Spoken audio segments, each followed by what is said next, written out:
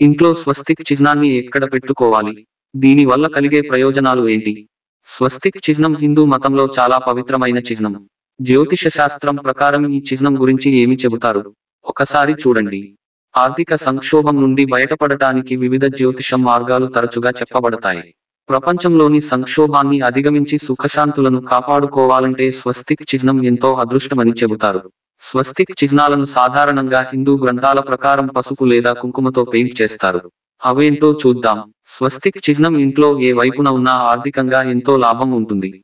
జ్యోతిష శాస్త్రం ప్రకారం ఇంట్లో పసుపుతో కూడిన స్వస్తిక్ చిహ్నాన్ని ఉంచడం శుభప్రదం. దీన్ని ఇంటి ముందు ద్వారం వద్ద ఉంచడం శుభ ఫలితాలను ఇస్తుంది.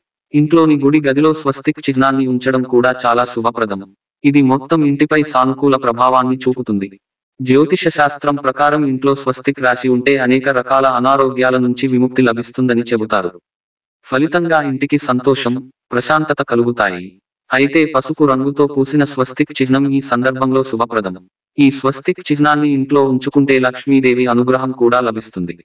ప్రతికూల ప్రభావాలు తొలగిపోయి సానుకూల శక్తి ఇంట్లోకి ప్రసరిస్తుంది.